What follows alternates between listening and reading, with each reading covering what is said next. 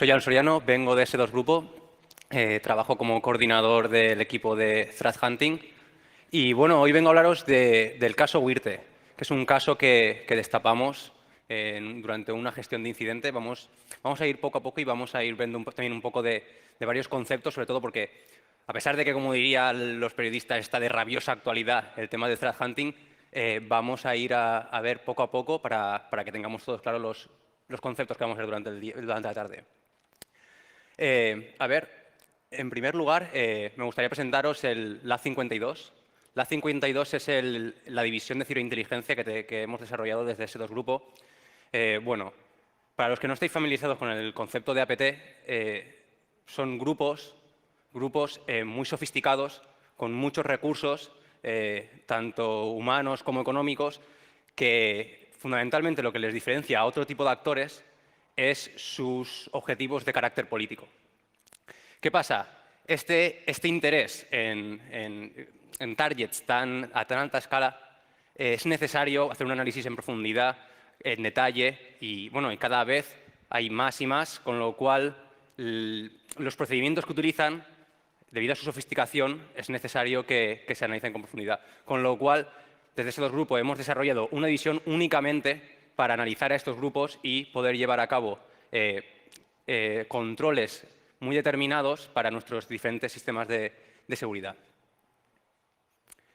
Bien, cuando vamos a llevar a cabo una respuesta a incidentes, cuando de repente coge una empresa, nos llama y nos dice, aquí tenemos un problema, no sabemos qué está pasando, pero necesitamos solventarlo porque estamos viendo, no sé, que se está publicando información nuestra en Internet, que resulta que es posible que hayan visto alguna brecha, algún inicio de sesión no controlado. En ese caso, cuando nosotros vamos, lo ideal, lo que siempre sale en todos los estándares y tal, sería que bueno, nosotros necesitamos a nivel de red, por pedir, resoluciones DNS, navegación web, HTTP, HTTPS, NetFlow y bueno, otros protocolos como pueden ser el ICMP, el NetBIOS y tal.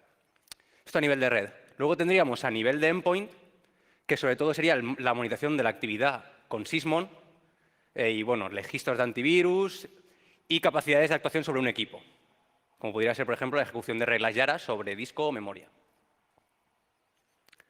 También pediríamos pues, que en servidores hubiera un análisis y un poco más en profundidad con lo que pudiera ser el event log, el syslog, bueno, el resto de la misma manera la navegación web y tal, y sobre todo los dispositivos de seguridad, los logs que ya puedan tener otros dispositivos de seguridad, como pueda ser el antivirus, el WAF, DLPs, etc. Pero ¿qué pasa? Que esto no es lo de siempre. Porque en realidad tenemos que factores que no son de carácter técnico, más bien de carácter político, dificultan la actuación de un incident response de cierta manera. Entonces, al final dices, bueno, al final, ¿qué nos podía facilitar en este caso? En este caso, lo que nos podían facilitar eran las soluciones DNS de la organización. Entonces, pues nos pusimos a indagar sobre ese tipo de registros. Vale, ¿qué tipo de anomalías podemos encontrar o qué deberíamos ir buscando para cazar con DNS? Pues tendríamos, en primer lugar, sean los dominios que resuelven a 127.0.0.8/8 o IP reservadas. ¿Por qué? Porque puede ser que esto sea una resolución de carácter para dormir a un posible binario. Un binario que pide una resolución y dicen, no, de momento no salgas, quédate con la de localhost. Luego tendrías listar servidores DNS, a ver a qué tipo de servidores DNS les está pidiendo la información. Si hay dominios que resuelven a un montón de IPs, como podría ser el concepto de fast flux. Dominios más largos, dominios de carácter con una entropía muy alta, bueno, luego lo veremos, muy largos, que sean anómalos, que se hayan registrado para una campaña muy determinada, porque el máximo de caracteres permitidos en un dominio son 253. Si me permitís, voy a añadir también que el número máximo de caracteres en un subdominio es 63. Entonces, tú cuando quieres, por ejemplo, filtrar a través de una resolución DNS, vas a intentar meter la máxima información posible en cada campo. Entonces, lo que hacemos es, por ejemplo, coger y decir, pues lo partimos en 63, que es lo máximo que nos permite el dominio.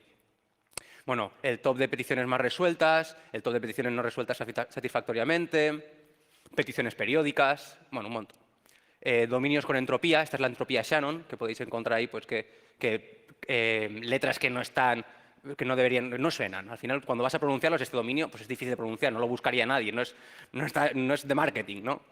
Luego, dominios con registros TXT grandes, que este es un campo que tienen las peticiones, las peticiones de tipo TXT, donde cuando haces una resolución de NS te puede enviar más información te puede enviar un campito con mucha información que puede servir de command and control. Y bueno, al final el último, por ejemplo, dominios con mayúsculas y minúsculas, que si lo veis, pues podría aparecer lo que es la codificación base 64. Más, pues tendríamos caracteres no permitidos, como los iguales, el punicode, que si lo vemos, por ejemplo, s2grupo.com, vemos la R, sin embargo, luego veis que en la resolución DNS sería xn-, eso es punicode, tipos de petición DNS así un poco anómalas, TTLs muy bajos, y bueno, dominios de reciente creación, bueno, todo esto íbamos buscando un poco de todo, porque al final es como buscar una aguja en un pajar, ¿no? ¿Qué fuimos a buscar al final? Lo que es la distancia Levenshtein. La distancia Levenshtein es la distancia que hay entre dos palabras que se parecen mucho. Entonces, nosotros íbamos buscando, pues es una técnica muy conocida por los grupos de APT, que son utilizar dominios que se parezcan mucho a Microsoft, que se parezcan a Google, a Outlook, etc. En este caso encontramos un dominio que era microsoft.store. Claro, esto llamaba la atención. Cuando buscamos en la herramienta que tenemos nosotros, Carmen, la herramienta de análisis de threat hunting, vemos las peticiones, podemos ver cómo las peticiones, aparte de ser microsoft.store, son periódicas cada 6 minutos. No sé si podéis verlo bien, pero bueno, pasan cada aproximadamente 6 minutos, con lo cual es una actividad automatizada. Vale. Si indagamos un poco en la información que nos ofrece el dominio, vemos que ha sido creado, bueno, este caso fue tratado durante agosto de 2018, con lo cual, si podéis ver, este dominio era creado muy recientemente, en julio de 2018. Además, no mucha información, el registrant es Namecheap, que ofrece muchas facilidades a la hora de registrar dominios y entonces pues, muchos grupos APT, por no dar explicaciones, se registran bajo este registrant. Como podéis ver, poca información, muy genérica. Además, si lo veis ahí, de Ucrania, la dirección que facilita es ucraniana. Y bueno, cuando vamos a coger la información del endpoint, ¿qué vemos? Vemos una ejecución de PowerShell con el parámetro execution policy bypass. Bueno, PowerShell tiene una cosa bastante pejillera, que es que cuando tú le puedes pasar unos parámetros y no hace falta especificar el comando entero. Es decir, el comando entero sería execution policy. Sin embargo, aquí solo tenemos EP. Y eso a PowerShell le vale. También tiene otro que es non-interactive. Y ahí noni también le vale. Entonces, con estas características, dices, ostras, ha intentado ocultar el tipo de información el tipo de comando que está haciendo. Y bueno, esta persistencia con PowerShell es sospechosa. Entonces, seguimos tirando del hilo por ahí. Si cogemos el PowerShell entero, que esto ya sería desgranado, podemos ver cómo tiene funciones, donde está haciendo peticiones de carácter post, y bueno, y al final lo ejecuta. ¿Veis ahí el script? ¿Qué encontramos? Que en la carpeta temporal de ese usuario teníamos estos dos ficheros .rar y un VBS sospechoso, ¿no? Vale, nos ponemos a analizar el VBS. Y bueno, lo que podemos ver del VBS es que crea un objeto de tipo WScript, dropea el fichero y abre el documento Word. Y entonces, este .rar lo almacena a la carpeta temporal del usuario, que es la actividad que habíamos visto previamente. Como podéis ver, la información está en base 64 y le hace un decode y bueno, luego hace el doc el mismo. Luego, crea la puerta trasera con PowerShell. Aquí está la información del decode base 64 y aquí el PowerShell, que exactamente es el que habíamos visto antes. Si lo veis ahí, microsoft.store y bueno, el execution policy, el post y tal. Entonces, no sé si está quedando un poco claro, pero la cuestión es que está este VBS que genera el PowerShell y el PowerShell ya se queda ahí como la persistencia ejecutándose. Bien, cuando ya sabemos que este equipo está haciendo cosas sospechosas, pues intentamos coger de todos los tipos de fuentes.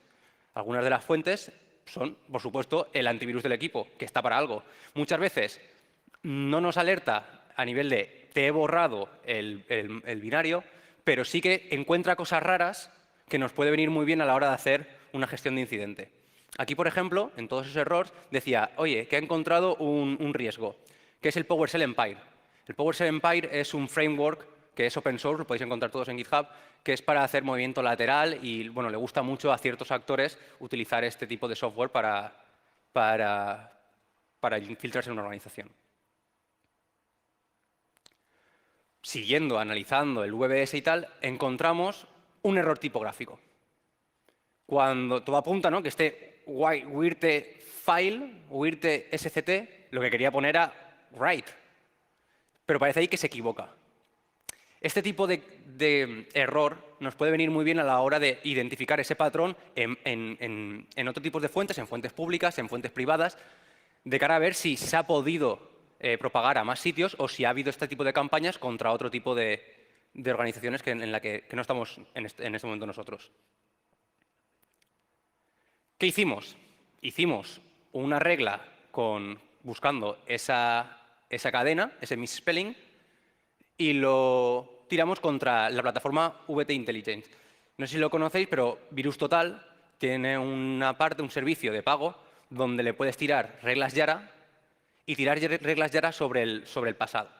Entonces, nosotros creamos una regla Yara para ver si alguien en algún lugar del mundo había subido un fichero muy similar al que nosotros habíamos encontrado. Y los encontramos. Encontramos 5 documentos más. Uno de ellos estaba dirigido aparentemente al consulado de Kuwait, ¿vale?, en los Estados Árabes del Golfo, y bueno, muy importante en la región. 2 más habían sido subidos desde Palestina. Y bueno, el autor pretende generar una infección entre ciertos partners de Arabia Saudí y bueno, se lo remite a los diplomáticos del Consejo de Cooperación de los Estados Árabes del Golfo. No sé si se puede leer bien, pero bueno, allí está la traducción de la carta en español, un poco pues por lo que intentan suplantarse. Como podemos ver, el target de todo esto, el objetivo de este tipo de infección, era apuntar a objetivos políticos. Finalmente, bueno, los atacantes, además, persiguen información con intereses políticos en la zona de Gaza y Palestina, solo en esa zona. Bien, esos documentos, además, había sido comentado por Nick Carr, que, bueno, que es un técnico que se dedica al threat hunting también y publica mucha información al respecto sobre todo tipo de malware asociado a actores. Entonces, lo encontramos también, está asociado a la misma campaña. Y efectivamente, lo que comenta el Nick Carr es lo mismo. Él tiene la firma wirtefile y, bueno, tiene la persistencia ahí con la creación de tarea, con el pklua y tal. Vale, cuando ya sabemos qué ha sido, cómo actuaba y a quién la campaña, hacia dónde iba, intentamos llevar una atribución. ¿Para qué? Para determinar qué tipo de actor es y cómo poder bloquearle en futuras campañas, porque lo que nos interesa no es esta remediación, nos interesa poder modelarlo de cara a futuras atribuciones. Entonces, vemos que entre los posibles países o actores que están vinculados a esa zona, o que tienen muchos intereses políticos en esa zona, está Irán, con algunas APTs como Charming Kitten, APT34, tal. Siria, Arabia Saudí y Daesh. Pero ninguna de estas nos acaba de cuadrar. Porque ninguna de las TTPs que gasta estos actores se adecuaban con lo que nosotros sí que habíamos visto durante la respuesta de incidentes. Entonces, al final, debíamos considerarlo un nuevo grupo, un grupo aparte de lo que ya se había reportado. Entonces, en honor a su misspelling, le llamamos grupo WIRTE. ¿Qué hicimos en este caso?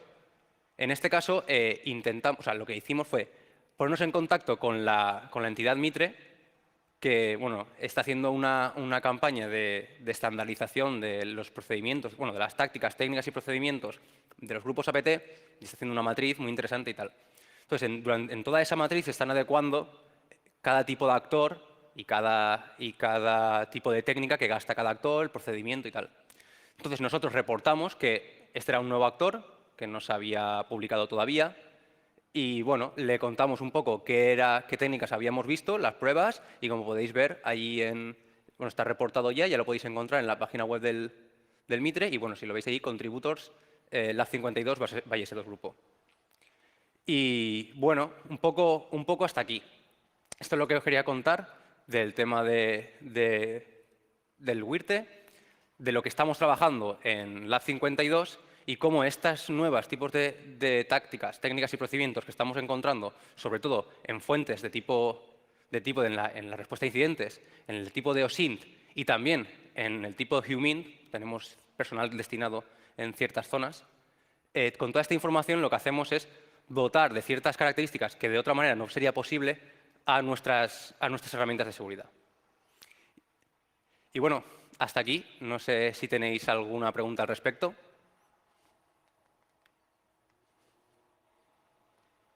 ¿No? ¿Os he pillado en la siesta?